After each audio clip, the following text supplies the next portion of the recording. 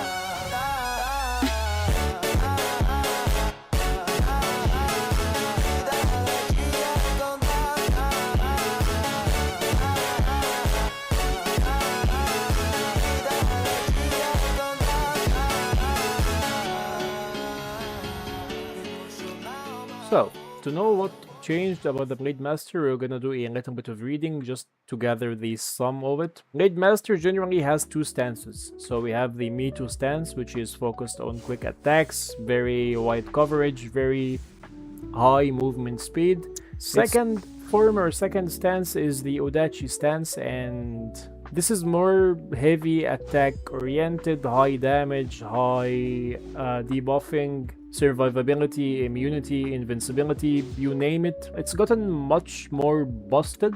In Meta form we have 5 skills. There is Sakura Slay. Sakura Slay applies to an enemy what's known as Fallen Sakura, and when you use Ephemeral Beauty, which is the second cast of Sakura Slay, you trigger what's called Scattered Sakura on a target that had Fallen Sakura. Scattered Sakura does 3,000,000.2 points of damage to an opponent. Second skill is Blossom Dance. Blossom Dance also applies Fallen Sakura, but it also increases dodge rate and movement speed. Well, the third skill can be one of 2 things. It can either be Flash or it can be Moon Gazer. I don't use Moon Gazer, I prefer to use Flash.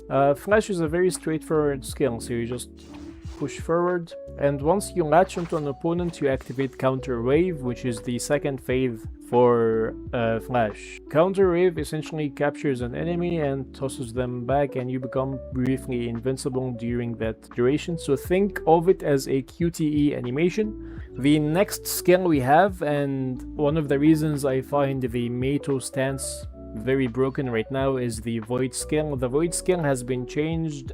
It no longer provides dodge rate.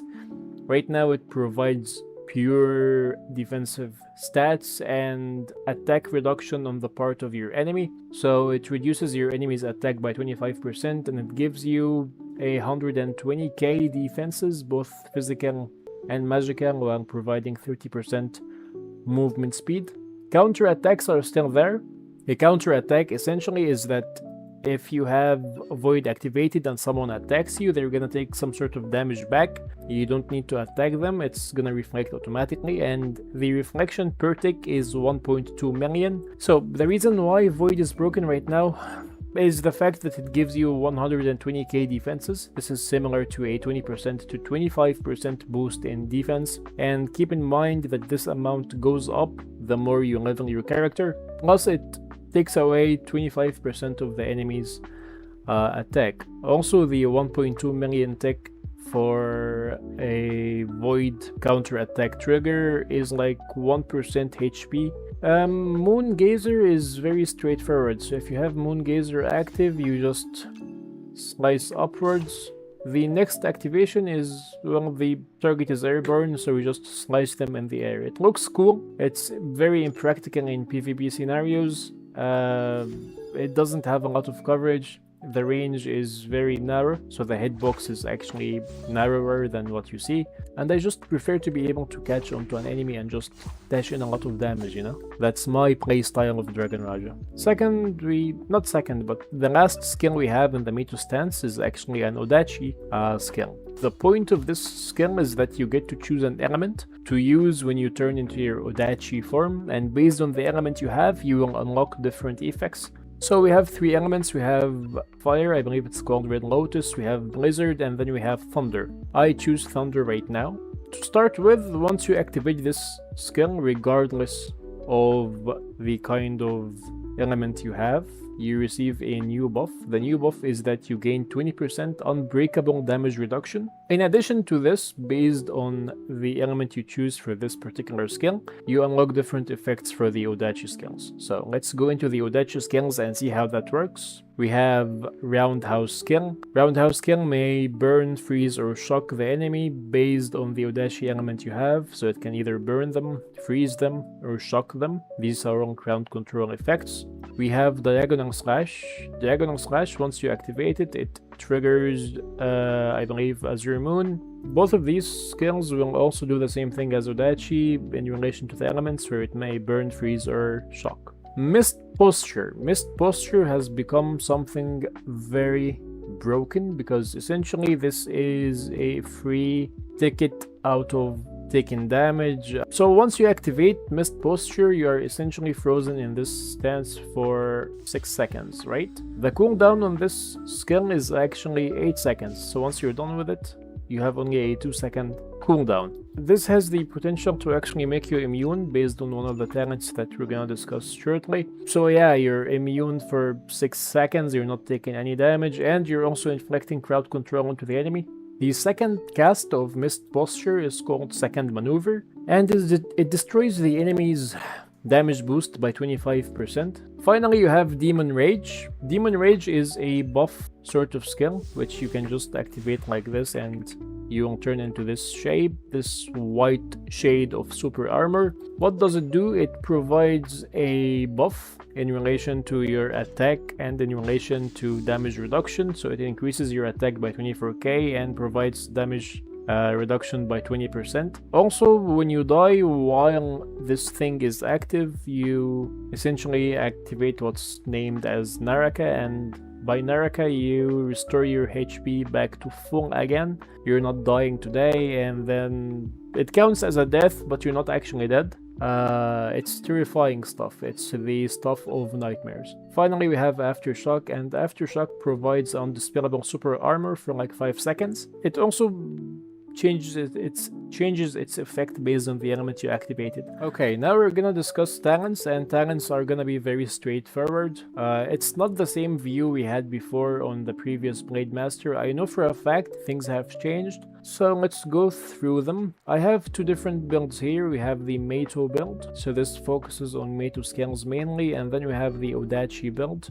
Let's go through the talents and read which one of them I believe is best. So essentially we have here Heavy Strike. Heavy Strike impacts Diagonal Slash, which is the second skill in the Odachi form. It provides it with different attributes, so if your element is Ice, the attacks have a chance to time lock the opponent for 2 seconds. If your main element is Fire, it detonates Red Lotus in order to deal burn damage on hit. And if your element is Thunder, it decreases the damage taken by the enemy by 10% for 4 seconds. That's the Heavy Strike talent.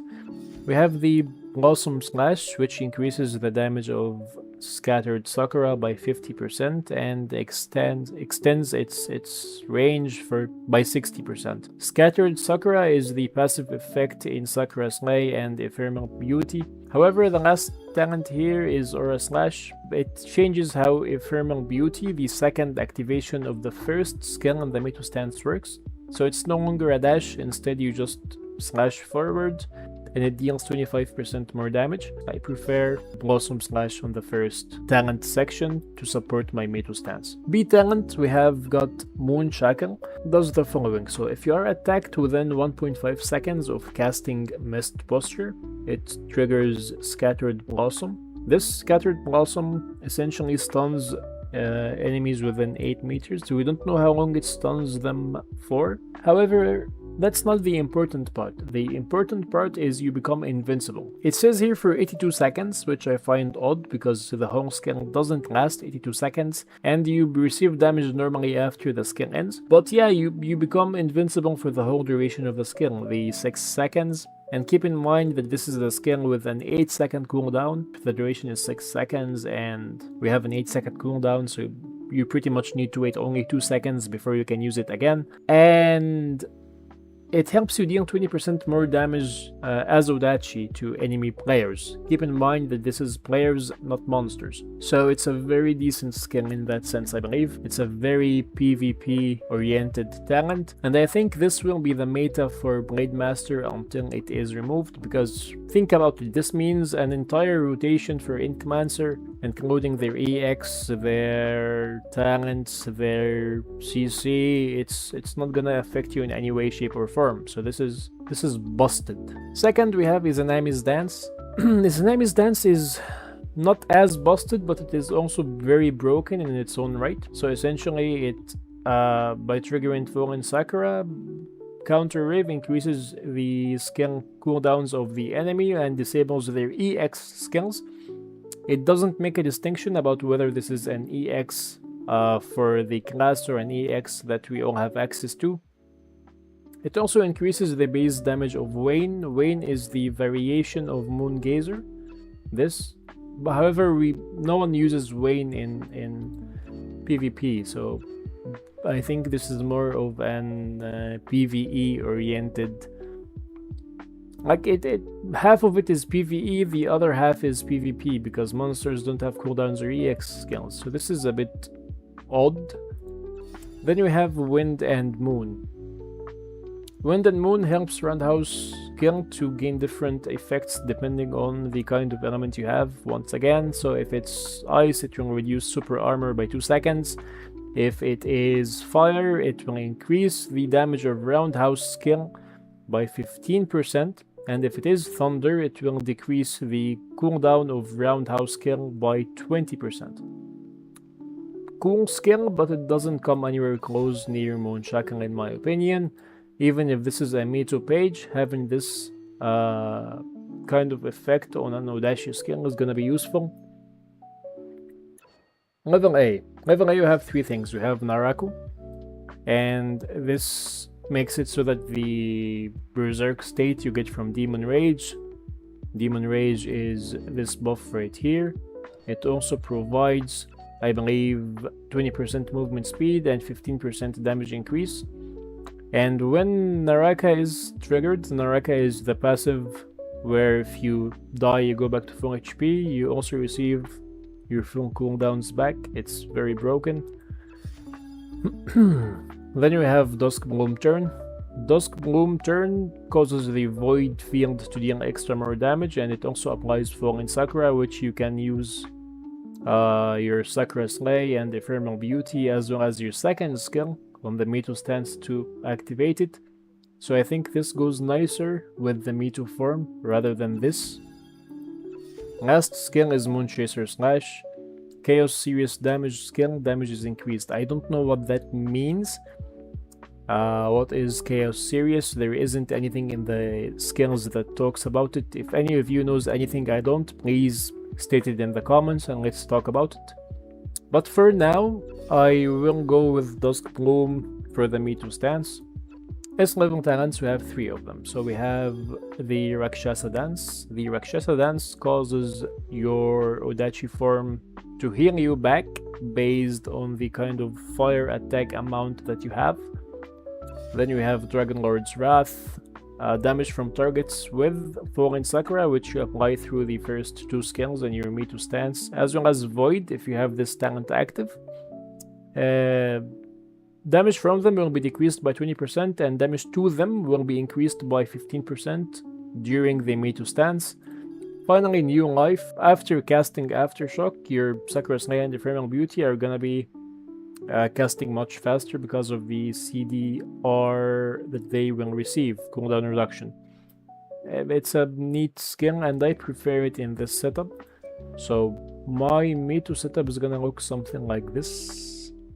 Now let's discuss the Odachi setup. Odachi setup is very straightforward, so I'm gonna be using C talent Heavy Strike because, you know, I like to essentially equip myself with a bit more zest, especially when it comes to the elements, because if I don't have this talent, I feel like the elements are sort of useless because they don't embed the Odachi skills with any considerable effects, so I prefer to have this one. I believe that it goes nicely with my choice to use Thunder as my main element, even more so that it triggers on Diagonal Slash, so it's not just the skill you use to swap, but also a skill that you actively spam within the Odachi stance. Moonshackle, of course, whether you're playing Meito or Odachi, Moonshackle has to be in the kit. Like, this is broken, abuse it until the developers nerf it. Here I chose Narako because essentially the Berserk state is very powerful. No reason to not want to make it even more powerful.